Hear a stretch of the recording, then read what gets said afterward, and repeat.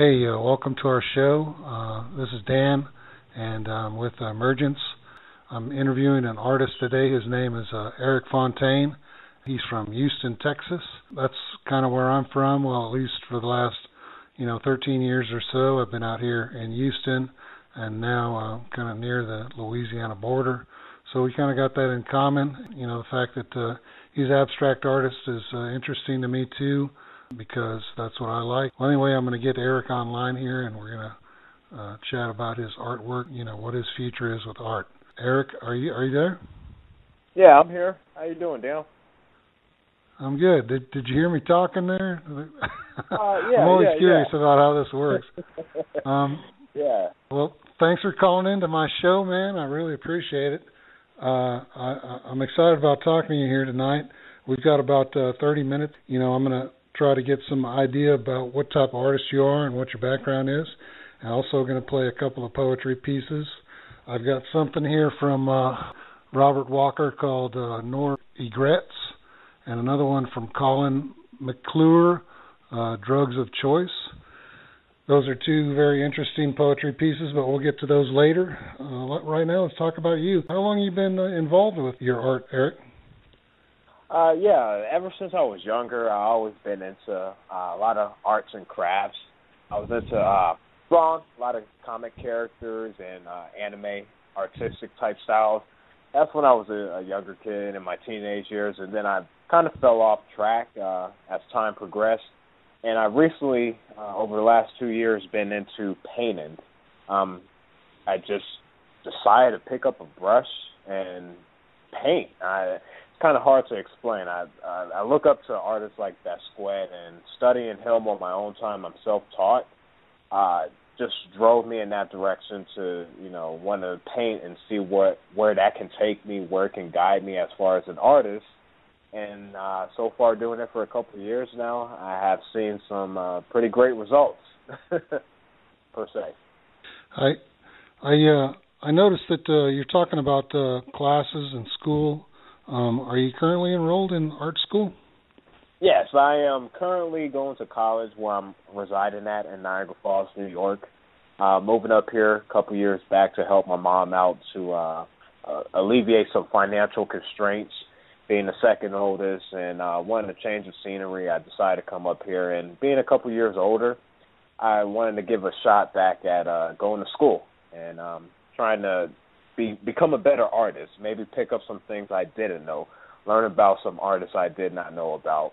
And I've been in school for now a year and a half, going on 2 years. I graduate next December in the fall, and it will be with a fine arts associates in fine arts. And currently just in the semester. I'm pretty happy. I can catch up on some much needed sleep. But about 2 years in school so far. So, if you had like a art hero, who would that be? I look up to Mark Rothko and Jean-Michel Basquiat. Both of these artists, they're deceased, but what they left behind as far as history and developing and pushing artists in different directions is something incredible. I learned about Jean-Michel Basquiat on my own. I go to the library all the time. I somewhat live there, like a second home. And I just came across a documentary about him and just got more infatuated and wanted to know about his art and what drove him to pursue becoming a great artist. Mark Rothko, very, very, very great artist that inspires me in so many different ways on how I view art and how I take it in and how I try to project it to the outside world as far as wanting people to connect to my work. And instead of just saying it's great, having a feeling to it. And he's one of the all-time greats as far as his direction and his style of art. I've noticed a few times, we're Facebook friends, and I've noticed a few times you're posting, something that you've got in progress. And it seems like the first thing you do is that you develop an idea or like a message that you're trying to project, and then, you kind of plan out your piece, and then you go ahead and execute it. Is that right? That is correct. It will usually takes a couple hours to do a painting, but as far as the idea and the progress, that's definitely something I do day by day. It starts with what I want to say as far as the message and how I want it to be seen, how I want it to, show to the world and the audience on what I'm trying to say without words. It's painting and getting a message across with colors and a brush. I say the brush is my guide, but, the painting is the story. That's something I live by. So it's definitely a process to put that all together. So your work it carries a message. Does it have like a central theme? Like, is there a central message, or you're just working out different types of things? Yeah, I would definitely say it's a different type of things. It all depends on what I'm learning that day, what I've picked up. There's definitely a lot of things going on as far as in our nation and in the world just all together. A lot of different changes coming about. And I, pick up from different things all around the world and try to translate it into, what we can see, So a central theme, it all depends on if I'm trying to do a series of continuous paintings with the same element. But as far as just an overall, it's definitely different things going on, depending on, the circumstances of what's going on in our country and what's going on, worldwide. So, yeah. So do you think that your art revolves around a political theme then, or is it emotional, or is it both? I would definitely say it's both. Some is political. Some may fall into the religious themes. Some may just be caricatures, and it's just a whole bunch of different things. But I definitely like to put emotion in all of my work. Without putting that emotion into my work, it definitely seems like there's a draw. There's a disconnect. How can I expect people to connect with my art if I'm not connecting myself? So I definitely try to put as much emotion into my work, so hopefully that it's seen. It's definitely there for people to pick up without me having to explain too much unless it's necessary. I see. The show is about poetry also, so I'm going to play a little piece here. I already introduced. It's called Nor Egrets by Robert Walker. And I'm going to mute you there and get right back to you after it's done, okay? Okay, no problem. Looking forward to it. Nor egrets. I wish I could draw an egret with one spare line, as a Picasso dove. I wish I could draw an egret with an arrow head and a trigger spring neck in the shape of S. I wish I could draw an egret with a one-line economy like the real thing. I wish I could draw an egret. All right, that was a kind of a piece about art there. He was talking about drawing like Picasso. How'd you like that? Yeah, that was really nice. The Picasso message, definitely feel that connect right there. I've always been into poetry. I'm definitely a fan of T.S. Eliot. There's a few others. I can't really think off the top of my head, but I've definitely been into poetry. Ever since I was a kid, I used to write poetry myself. I would say right around my puppy love years, early elementary, middle school. But, poetry is definitely something beautiful to connect with words and give somebody, images just by them speaking, and you can envision what they're trying to get across. Poetry is another language, and it's beautiful, definitely, beautiful.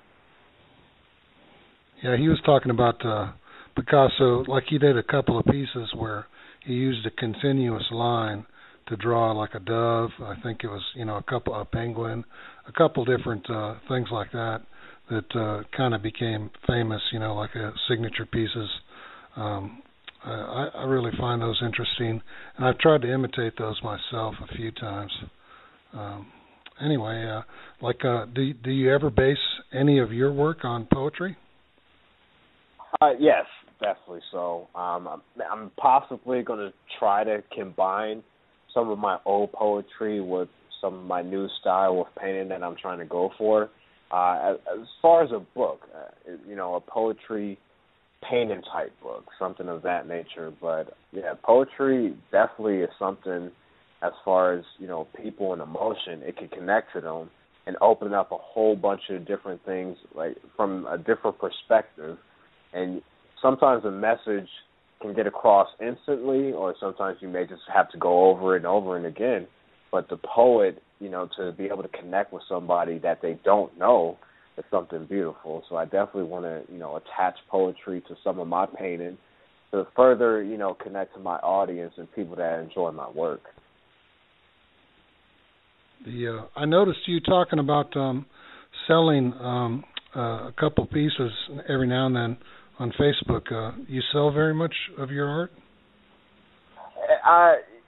Somewhat. It all depends. Sometimes I give my art away. I feel that giving it away before I sell it is connecting to people in abroad, to remember me as being a great artist, but also giving back to the community that I live in to, enjoy my artwork without having to always put a price on it. But at the same time, art is not cheap. It's definitely something you have to, have funds to produce the material, to put it all together. It costs money to definitely uphold what I'm trying to do. So every now and then, depending on how the piece is or how big it is, I would definitely, sell it. But, I tried to stray away from that and rather give so that person can enjoy that art and remember it as not just being a great piece, but the artist gave it away to them just for them to have something to remember me by. That sounds good. Do you enjoy doing art? Like some people, they have to feel a certain way, like depressed or something, to be able to produce. Do you feel like that sometimes?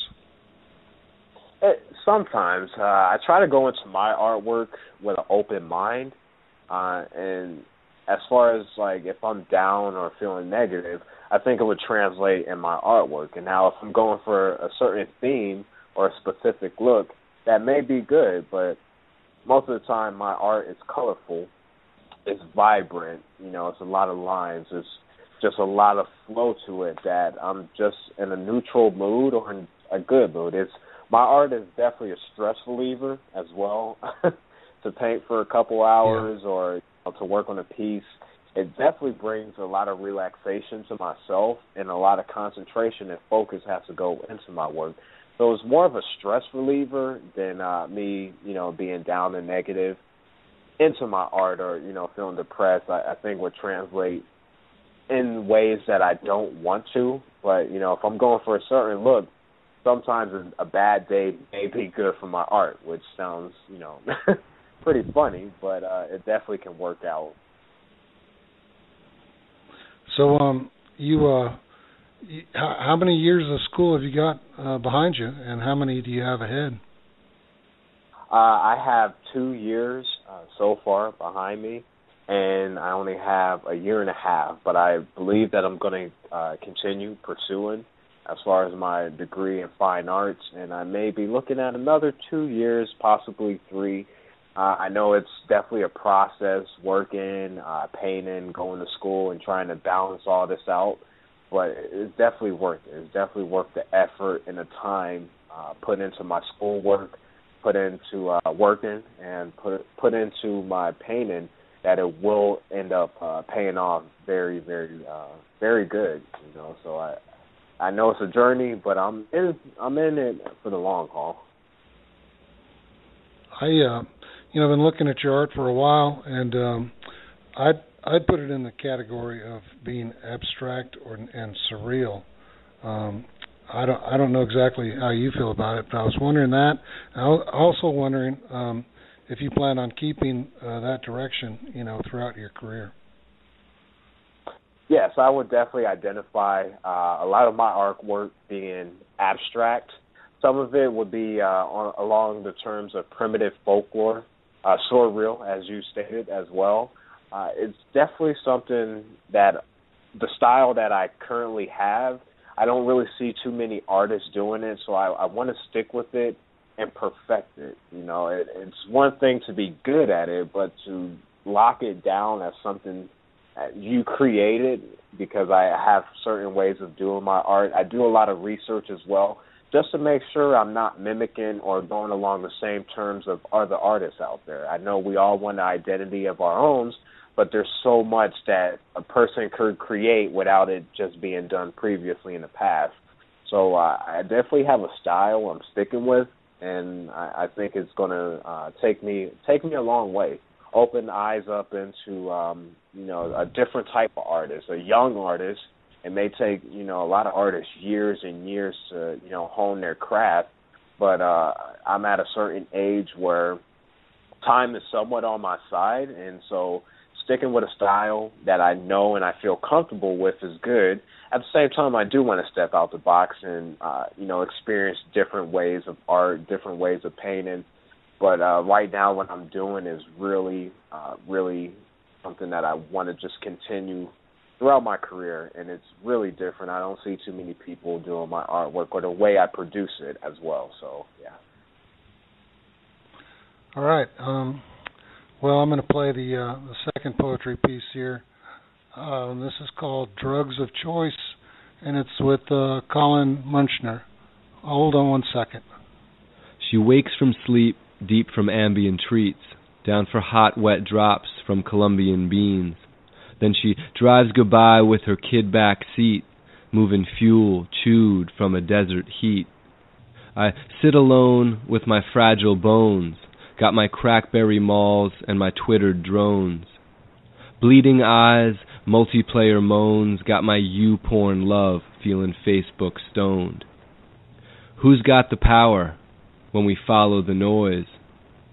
It's our drugs of choice. And then I walk downstairs for a midday break. Got no time to dine, no sun on my face, and so my food machine spits out fresh direct and stumbles sandwich crumbs on my keyboard desk. And so I scan sales in the Amazon rain, last chance dance to heal our lonely pain. And what if I buy her that diamond star to fill that plastic-wrapped, widget-packed hole in my heart? Who's got the power when we follow the toys? It's our drugs of choice. And then she takes a drink like a Gladwell blink, and suddenly, face to face with the way she thinks, she asks, what's the source of the clothes I wear, the meat I eat, and the trash burn through the air? Where does it come from? Where is it going? Where does it come from? Where are we going? And though she chokes smoke from the 10 o'clock blues, seeing God's facade fueling family feuds, she seals her ears with pod-filled tunes and walks the talk as her mood, future moves. Everything's possible in our time. All right, and that was Drugs of Choice. So how'd you like that piece? That was a really nice piece. I definitely connect with the Twitter drones, the reference to that, and I definitely see what the poet is trying to translate as far as everybody connecting in different ways, and how the media and the internet as a whole is just pushing in different directions, and that was a really beautiful piece. I loved it.